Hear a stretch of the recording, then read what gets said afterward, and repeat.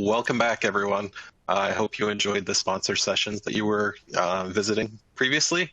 At the bottom of your screen, you should see a group chat and a Q&A question area.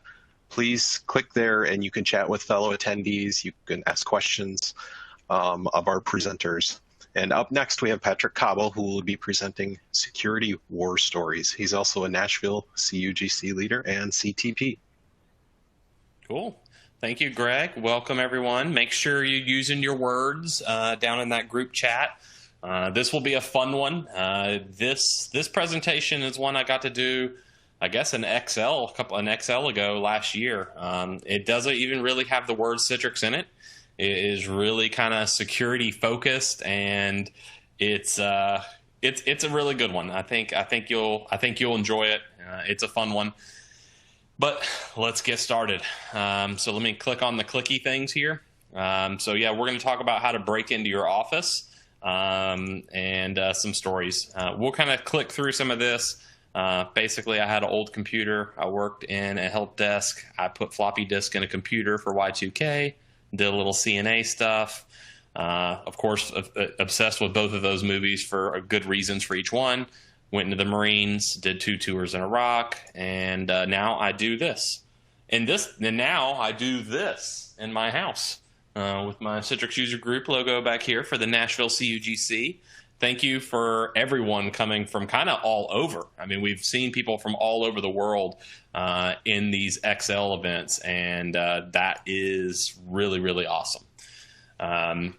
So first thing is dangerous. This is you can commit criminal activities with this, and you should not, because you will go to jail in orange jumpsuit and such. So this is definitely kind of a dangerous hacker presentation, and this could induce panic. You might change your outlook on life and all things security. You hopefully are going to change some of your corporate and even personal habits through this. It might change your career focus. Security is really cool and fun and kind of ever-changing, especially if anyone's been paying attention to CVE 2020-1350, the big DNS monster that has erupted on Patch Tuesday. And if you have not tamed your DNS patch monster this week, you really need to double-click and get that done as soon as you can. This will change your personal habits, and you might want to delete the internets, and it definitely happens. So use your new security powers you're about to learn for good. I don't have cool magic tricks, but I'm going to try my best, and Danger Will Robinson applies on all things, right? So let's get going here. So let's break it into your office. It's easy as 1, 2, 3. It's really not that hard to break into most buildings, and no real businesses were harmed in this presentation. And if you're going to understand your enemy, you need to understand how your enemy is going to attack so you can know how to defend yourself. Someone smart probably said that. Penetration test is what I do, and most people have a requirement to do it, and I highly recommend people to do it, not just vulnerability scans, but it's all about scope as to what you're allowed to do. So let's kind of walk through how you start breaking into anywhere. And you need to think about this. You need to put your company's hat on. Think about what attackers would want from your business. What are you? Healthcare. They want your patient information. You have payment card stuff. They want those credit card numbers. You just have a huge organization. They want those socials. They want that company credit card. They want those contact informations. And then if you're in manufacturing, retail, they want to know who you're buying from, who you're selling from. So first thing, we just got to use the Googles to find the address of wherever this place is. And we're still in our jammies. We're going to use maps and satellite views. So we got to figure out where to park, right? Because if we're going to physically do this, I haven't got to do any penetration tests physically since this COVID crisis has started, but the same rules apply. So you need to know where to park. It's very important to figure all that out. Then we're going to use Google Maps, and we're going to do a virtual drive-by. We want to look and see what you can see from Google Maps. You'd be amazed at how good those cameras are. And with a couple zooms from Street View, you might be able to find all your entrances and exits and maybe all your perimeter security cameras and your security cameras in the parking lot. Very important to know. And then you need to know if there's like a guard shack or, is that an entrance or is that an exit? You go from there. So usually when I do it physically, I'll put the GoPro mounted on the forward and driver's side. And in that way, I can just record everything. And when I get back, I can look at it and I don't really have to do anything in case I miss something. And I usually do, right? That's why video is so awesome, especially when we talk about the magic tricks, right? You need to rewind to find out where that King of Hearts was, right? So you need to find all the entrance and exits. You need to know where to get in and then obviously where to get out. But remember, your outs are also your ins too. So always think about that. Find the loading bay, right? This is the most important, easy way to get in and out of any major building. I'll ask the question if you want to answer in group chat when you click down here. But who has a guess why that loading bay is so important to learn as an attacker? Because right around lunch and before 4 o'clock, things happen in the loading dock. I'll give a couple seconds because I know it's a little delayed if anyone wants to type their words in there. If not, I'll go ahead and spoil it a little bit. But basically, you're going to have people going out on smoke breaks, leaving from there, receiving packages. So it's a very easy way. If you carry a package, you can walk into the building. If it's a very good way to also chat with employees. If you don't have a badge, you can make a badge while you're there. Some of my badge making kit is right there in the corner. So basically, I just bump into you, get within 3 feet, I clone your badge, and you're just hanging out there smoking, having a good time. So it's a really great place to get into any place, and most of the time, it's unlocked from the outside so that people can come in and do deliveries, along with trash and everything else. So once we've done that drive-by, we're going to go back to the Google machine. We're going to look up their websites. There's programs that are going to scrape the website, so we can find every phone number, every email address, every address, right? We need to know where all these places are. Then there's a couple places that you want to run to get all the DNS records of this company.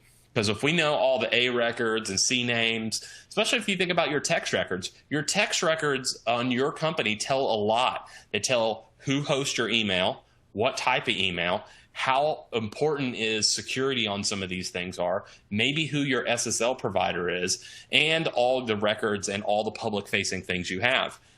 So those things aren't secret. So very important to look at that. And this is where you're going to find stuff. A lot of remote access, a lot of random websites and things like that.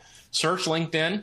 There's lots of ways to do that. LinkedIn can be your greatest asset when it's time to find a job, and is your greatest enemy in some cases when someone's really motivated as an attacker that wants to break into you. So as a penetration tester, for sure, we want to break in.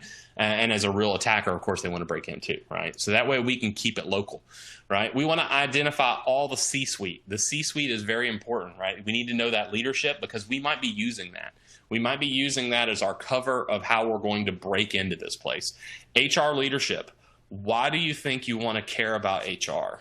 I'll give a couple seconds for anyone to think about that. HR is a very important attack avenue as a penetration tester or even as a real attacker. And that is because their job is to talk to people all day, every day. Their job is to open up resumes. Their job is to help people get employment, talk to people, find the job. Well, that means if we send them a resume that has some malicious payload in it, they are the most likely to click it versus me sending it to the CIO, right? Hopefully he or she is not going to click it.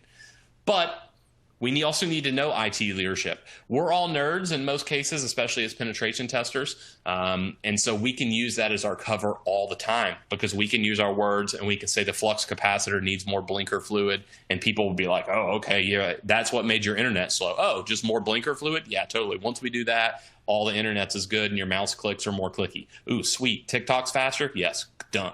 Right? So you want to have that IT leadership because you need to know who they are to stay away from or go to. So we want to know, especially the C-suite, because they have the money and we want it, right? We want to know the people that could send an email that could say, hey, transfer $100,000 to this account number for invoice 7623423897, right? Those are the people that have some serious power in any deployment. And so you definitely want to know who those people are and figure out their email address and search breach data. Breach data is our best friend. There's like 12 billion records for that.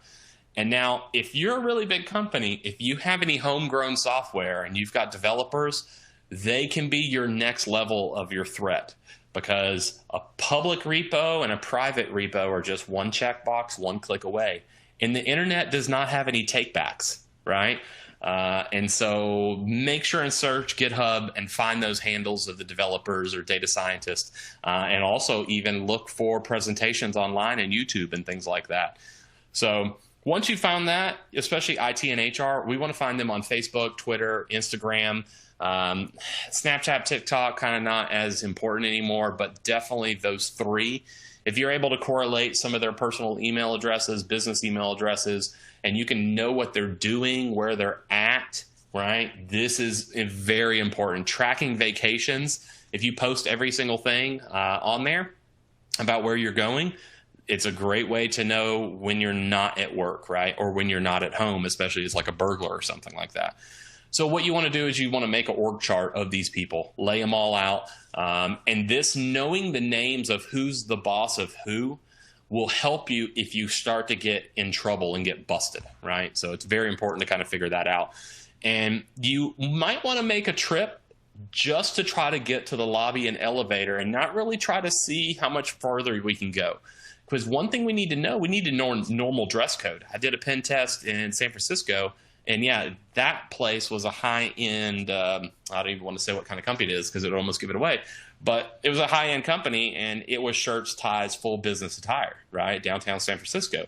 But then when I've done ones here in Nashville and Atlanta and other places, those people are just in polos and khakis or jeans and everything else. So you need to understand what that dress code is so that you don't look out of place, especially if you're trying to act like them. If you're going to go down as a Best Buy person or a repair person, yeah, you can just go down that way. What type of computers they have is a very important thing. We want to know what type of computers they have so that we know if we're going to say, hey, we're a Dell tech, we're here to replace Dell computers. The worst thing you can do is show up and say, hey, I'm the Dell tech, I'm here to replace Susan's computer. Susan has an HP, we all have HPs. Do your homework, right? Some of this stuff you can even get off the internet. You don't even have to physically go there because some of their stock photo could be photos of their own teammates. So it can really help you out just by looking around the background. What's your cover? What are we doing? I always do pretty much IT repair because it's the easiest. We can always say the internet's slow. We can always say there's a printing problem. And do you have one? Or does Susan? Or does George? Or does Bob? Someone will say yes, that something's going on.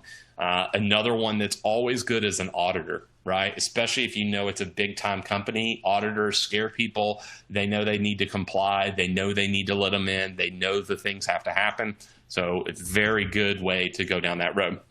Confidence is key. You got to use your words, just like, I guess, what was it, the 5 or 6 principles of speaking? We got to use our volume, our rate of speech. We got to be confident. We got to look them in the eye. We got to do these things so that we can convince these people that we are the computer repair person. We are the auditor, right? We're here to see George. We're here to see Bob. We're here to see Ashley, right? We need to do that. You can't be fibbling about with this, right? You need to have a good story. And then this is where that intel from the internet helps you, because now we can show up and say, we know person X is out of town. They went to Disney with their grandkids. I'm here to just replace their computer real quick so that when she comes back, she'll have it. We make a good convincing story, sometimes a little spray in the face, get a little sweaty, right? When someone sees that someone else is having a bad day, empathy is your weapon as a social engineer, right? It's when we're trying to do these things. So if you need a badge, you clone it. It does not take very long. Basically, there's ones that you can, some of the ones that I have down there, you basically just bump into somebody and you can immediately press the other button to replay that card. So basically a 3 to 5 second encounter turns into a clone badge. And in that way you can walk right in, and you you have to get around 3 feet or less depending on which type of badge reader scanner thing you're doing. And another thing is sometimes a blank badge that's completely unprogrammed makes the same sound on the badge reader. So if I'm coming in behind somebody walking in and I just go beep, it makes the same beep. So if someone that was holding the door heard the beep, doesn't know me, heard a beep, they think, this person's got a badge, we're cool.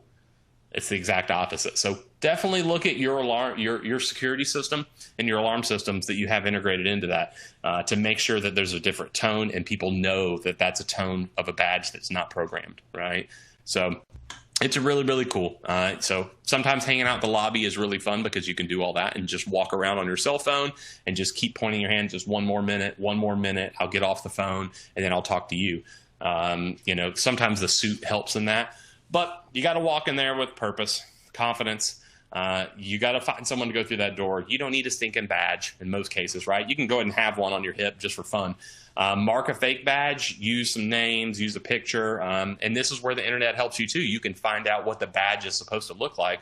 And with a simple $30 vinyl printer from Amazon, you can print a sticker that goes on that regular badge that you can buy from everybody and look like you are really there, right? Get out, head to the office. I always go straight to the break room or bathroom because then if I hang out in those for a couple minutes and I come back out, it actually looks like I work there. Whereas if I just went in and went straight to HR and marched down there, I look a little suspicious. But if I hang out, I've chatted with people. I've had people buy me drinks. I've bought people drinks and honey buns. I've hung out in conference rooms all over the place. I've washed my hands hundreds of times in bathrooms just to hang out until someone else came in. Hey, how's it going? And then knowing those people in that environment can really help you because you might actually spot somebody and you can start a real conversation about your cover story of, hey, I'm trying to replace Helen's computer. Oh, okay, yeah. Do you know where Helen sits? I was like, I haven't been over here to the office because I'm in the Nashville office. I haven't been to the Atlanta one. Oh, yeah, let me show you. Let's go, right? So there we go. So simple penetration testing kind of hacks right here. This is kind of like the physical stuff. Is if anybody has beautiful maglock doors like this with that little gap and pretty, glass, it has a little gap in between. So when we need to break through one of these, obviously a sledgehammer would be pretty cool, but ninjas don't have sledgehammers, right? So you can't do that. So one of the easiest ways is a can of compressed air. A can of compressed air turned upside down will smoke it. Now, depending on what sensor is at the very top here, right in front of that maglock, will determine if that is possible. But it'll basically, this will open any door, right? And so it's these kind of things that don't require a lot of money or even a lot of training to be able to get into anywhere. And a brief little puff of smoke, if there's any vapors in the room, you can blow through the crack. And depending on the sensor and whether it's a heat or motion or IR, there's a couple of ones that have combinations, it will open that door from the inside. Same thing when we have this. If you've got a data center door with a keypad and or biometric, everything in the whole world there, even has a key guard latch, so I can't do this and shimmy through it. What's greater than that? This is kind of one that some people don't really think of. This right here is called an under the door tool on the top. It is basically a clothes hanger that has been hardened, stretched out with a string that you literally put in, flip up, and you open the door from the inside. And then you see the tape below. 35 millimeter tape will open almost any door too. And people really go like, what the hell are you talking about, Patrick? Like, this seems crazy. So if we look here, this is the under the door tool. Right? So if you see it right here, it's just that faint little outline of that little metal rod. It comes up and then we pull on that string and it opens the door. Now, if we're going to use 35 millimeter tape, we come in from the top. We fish it through, then slide it over. Now, this one takes a lot more practice than the under the door tool because you've got to be able to feel when you hit that door handle and then pull up. So you're literally just fishing this through, and then you pull it from the outside and it will open the door.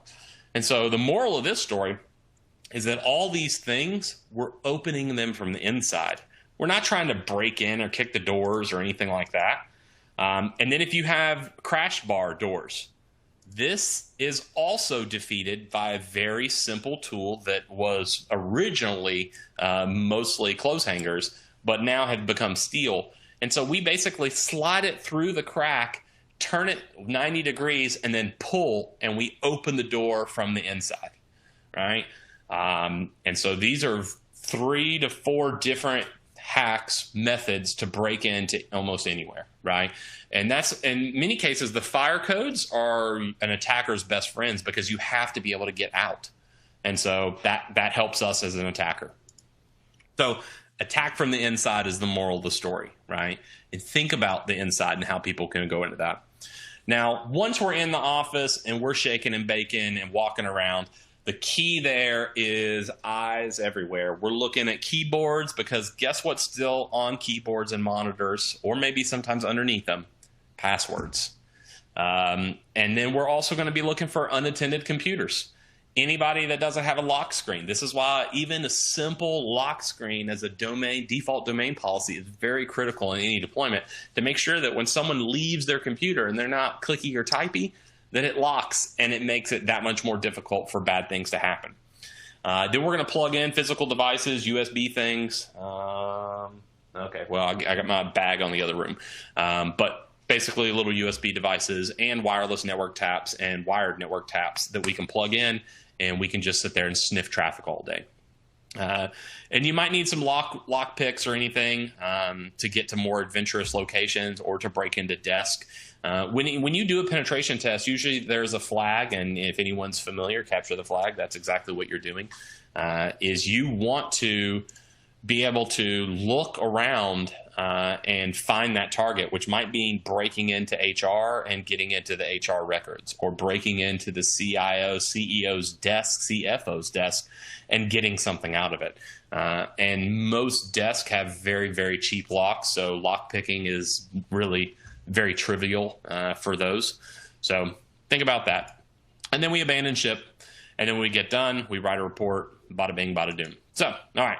So in most buildings, we need to talk about defending your lobby. Very, very important.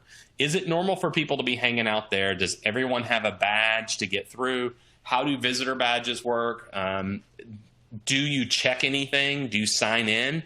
Can I just put John Jacob Jingleheimer Smith and no one bats an eye? Is there any ID verification? How strict is that process to get a visitor badge? And if they require an escort, even if you're not an employee, think about that when people come in, because of course it's annoying to your whole day be taken up by escorting someone around to do something. But think about that as an attacker. If no one is doing that, you're always got to be paying attention. And can a new employee with a good story get in? Hey, I'm Patrick. I just started yesterday. I lost my badge. I don't know where it's at. I got home last night. I put it on the table right beside my phone. I woke up this morning. It's not beside my phone. It's not on the table. I spent an hour. I'm 45 minutes late for a meeting. I need to get in. Can you just buzz me in so I can go up to Susan's office right beside Bob, and that way we can have that meeting in conference room 6B. Oh, well, yeah, bless your heart. Let's go, right? And especially in the South, that's probably what you're going to hear. Different places you might not, right? But that's the type of thing we're talking about, is to try to get that empathy going of, I need something. Can you help me out? Right. And they might not know you. And heck, in some cases, that's even better, because that means that you can make a connection. And that's where you can start having good conversations. Now, people are probably going to have a lot of interesting questions when we're done, and I'll kind of go over a couple of things. But your receptionist and guard is very, very important. And if who can walk by them versus who cannot. And so let's rate your guard. Do you have someone that is just like this, swiping for TikTok all day? Maybe they're in this mode because they're playing Angry Birds or other Clash of Clans freemium games, right? They're just playing on their phone all day. Anyone can come in. Anyone can come out. I don't care, right? Not my job. Do you have a talkie lobby person? Right? Is that the person that no matter who comes in, hey, George, hey, Susan, how's this, how's that? And then, hey, how are you doing today? Right? They won't let anybody go by without saying something. This is a great opportunity, too, because sometimes this doesn't mean that you're going to get locked out. You might still be able to fire up that conversation. Whereas if we try to talk to the phony person, they are going to be annoyed because they're missing the TikToks, the cat videos in that game. Right? So, and then every now and then we have some Gandalfs out there that will be, you shall not pass, I don't know you. I've never seen you before. You don't have a badge. You look shady. That story doesn't add up. Why would they come and do this? Where they're going to question everything. This is great. Now, personality-wise, you have to have someone that's very confident to want to be able to do that. Lots of people are very introverted and will not want any confrontation. So if you have someone in your lobby that is completely adverse to it, that could be a security threat to your company, depending on your company, the building, the location, what type of industry you're in. The severity is going to vary. So having someone that's at least talky is very good, that won't let someone go by. Having someone Gandalfy is even better, right? Many of you probably leased or used to lease, depending on how all this goes, shared office space in buildings, right? So the lobby down at the very bottom of the elevator, no one could care, right? Everyone just comes and goes, no big deal. But then when you get to your floor, then it's your company's lobby is the one that's in charge of allowing or denying people, right? So think about that, and make sure, pay attention when you come off your elevator, whenever you get to go back in, and look around. Look around to your left and right. Where's the stairs? Can the stairs get into the other floors? Can the stairs go places that the elevators can't, right? Can I get in here from this room to that room? And how many times do I have to badge in to get in? In some cases, I can literally just stand out by the elevator on a conference call, right? I've got a fake badge hanging down at my waist, and I'm just hanging out. Oh yeah, let me come with you. And that's all it takes, is just piggybacking off someone, right? So that's important, because then we won't come in through the lobby. We're coming in through the employee entrance. So defending your lobby is very, very important. Think about these things, right? We'll keep going. I know we're still cooking on time, so story time. So Best Buy is probably my favoriteest one, right? And walking in, being able to go around, found the real Wi-Fi password sitting there. I didn't even have to fire up a Wi-Fi pineapple or anything. Made the whole test like completely kind of game over. And I even helped people map network drives and left with multiple infections. So I went in there just to get one computer, and in that instance for that client, I left with about 7. And so it was a great day, right? But then I have this, right? What are you doing in our lobby, right? Gandalf was down at the lobby of this client, and as soon as I made it to the lobby, none of the story worked for them. They didn't know what was going on, and I was detained until finally someone on my get out of jail free card messaged me, right? And I haven't been detained by police yet, but doing what I'm doing, it'll eventually happen. So that'll be kind of fun, I guess. And if you haven't heard about coal fire and these people breaking into that courtroom right there 2 times, first time without detection, second time just to get detected, make sure you listen to Darknet Diaries, episode 59. Very, very interesting story. They have a debrief with their lawyers. They actually got arrested, fully charged, went to court, all types of legal issues that shouldn't have happened but did, and it's a testament of what we do, right? It's not there, right? So make sure you get out of jail free card. But if you haven't heard of this guy, Jason Street, he is basically the Carl Webster and Steve Greenberg in our EUC world. He is an amazing hacker and really focuses on the physical pen test.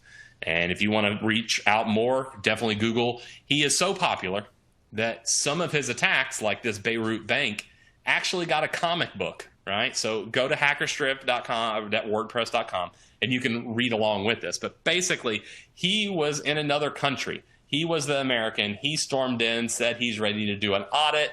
And then they're like, hey, dude, this guy's just the American. He had one guy that spoke it, said that they were sent here from the CFO. He busts in. He starts walking around and tells the computer person that, hey, he needs to fix their computer. Can you move over? Can you give me their password? Can you do this?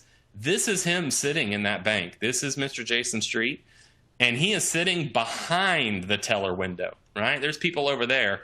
This is some amazing stuff right here. Yep, the slides will be available, sir. No problem.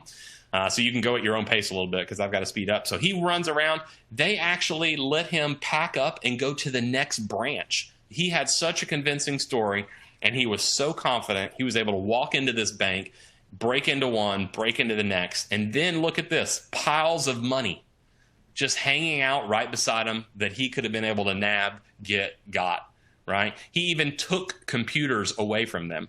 He went to the next branch, and then the third branch. He actually got into the server room because he had told them that. The manager that was helping them was so into the story, into the con, however you want to look at it, it was just glued it all together. And so then eventually someone said, hey, we don't know you. We don't know what's going on. His buddy that was hacking in on the network side said, hey, I'll go get him. And then they hop in the car and they abandon ship. This guy has broken into major multi-billion-dollar banks, as in this one, and multiple huge hotel chains, some government buildings, huge retail shops, huge companies, like places that you would never think that you could get in. And the best part about it is if you were paying attention, it's not like he didn't dress completely like that. And he's got into buildings before with some very goofy outfits, and it's just because of confidence, right? So we've talked about your lobby. We talked about that. The next most important thing that you have to train your users on is phishing, right? This is where almost all the attacks stop. And this is not Finding Nemo or Dory, right? Exploiting external vulnerabilities is complicated. It's possible, right?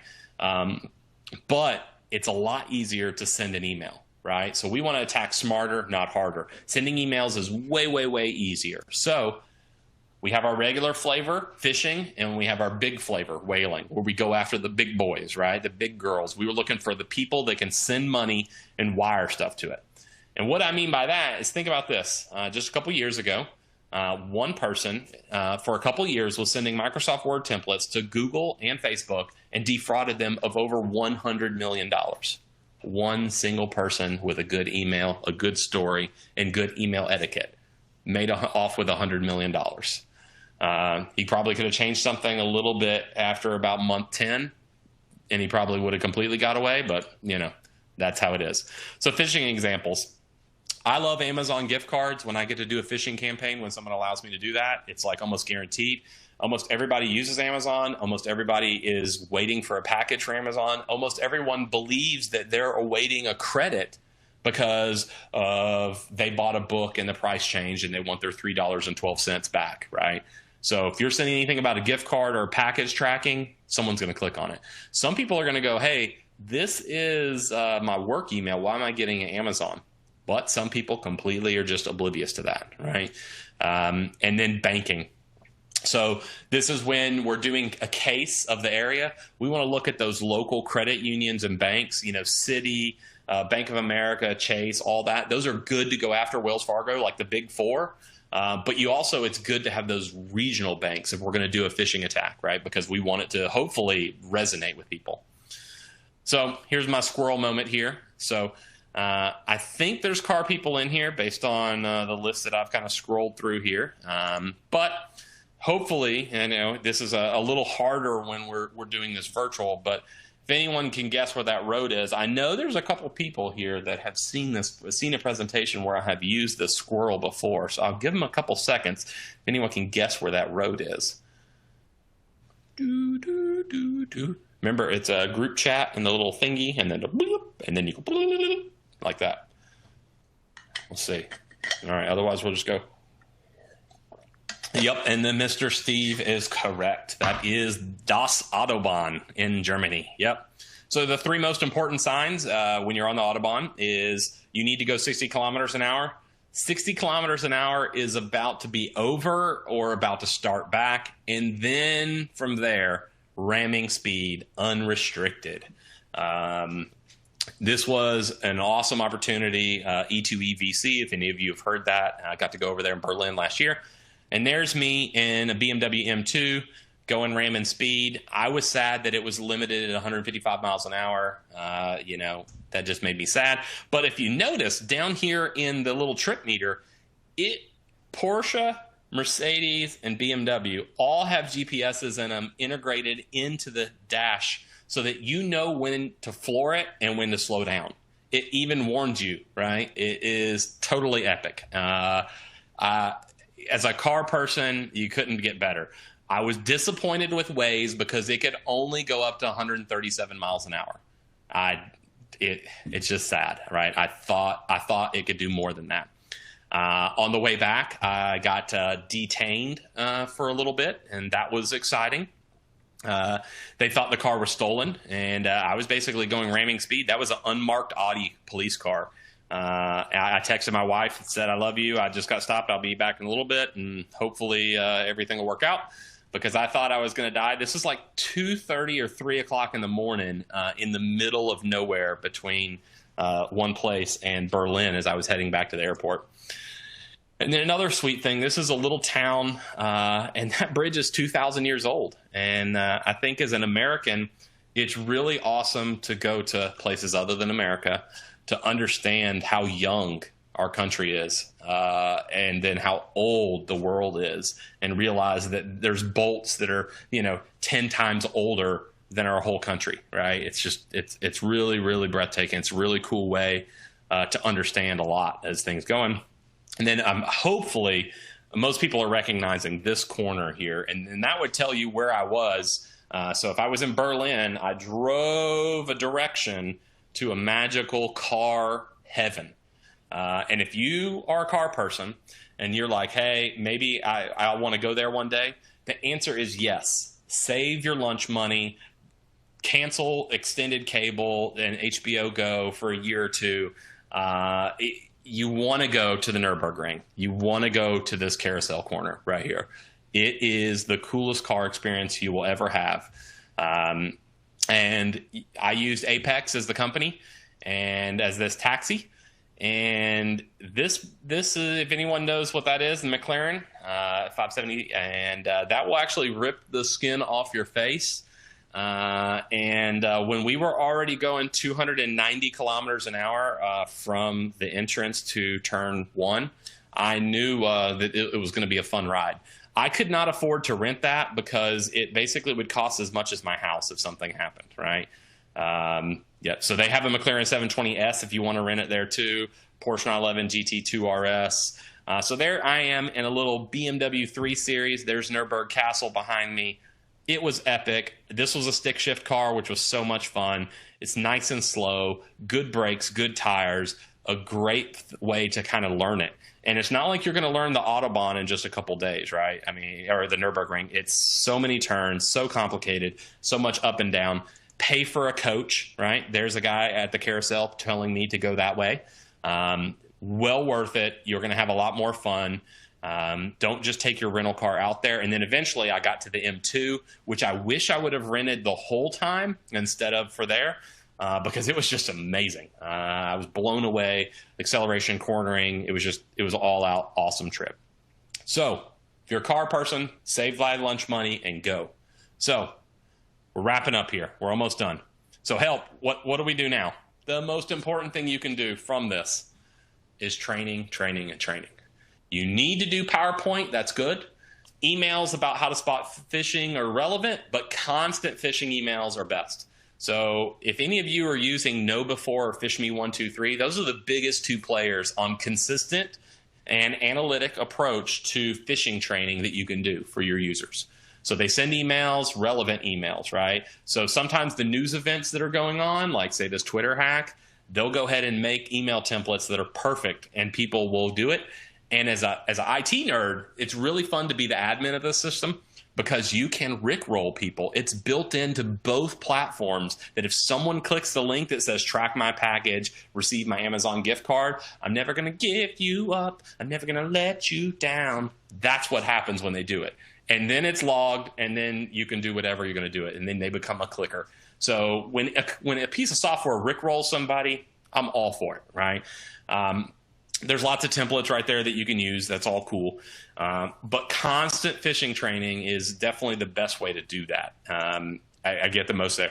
So when we talk about security training and multi-factor authentication, if you don't have security training on a regular basis or multi-factor authentication for all users, this is the way I start with any company. I start with IT. We need to be the champions. We need to be the ones because we're the ones at the most threat of clicking on a bad email because we have privileged access. And we also need to be able to tell people like, oh yeah, sometimes you have to go on Duo and you hit the minus button and you click this, or on Azure MFA, you need to just close your browser, clear your cookies, then come back in. So we need to be the champions. We need to be able to explain it to people, right? Some of the stuff is kind of just set it and forget it, and some of the stuff is not. Then we need to go to high-stake employees. And that's C-suite and finance. Who can move hundreds of thousands, if not millions of dollars in your company with an email? That is who we need to start first. Now, this is can be your toughest crowd, but it needs to be a leadership-approved strategy. If you're trying to roll out security training or multi-factor authentication and the C-suite is an up and a higher is not backing you down as a company standard, you're almost guaranteed going to fail. You're not going to get enough funding. People aren't going to care enough. They're not going to do it because they're not being forced to do it in that situation, right? So we need to do that.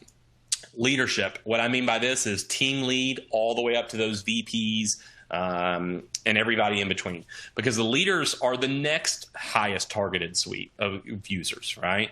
And then finally, once leadership, we do everyone else. Some places I've done this at for security training or multi-factor, and it just takes a couple days to weeks to get from there down. And other places it takes a couple months. Getting it done is the most important. Security is something you're never going to get done. You're never going to get perfect. You're never going to be unhackable. But what you can be is more secure.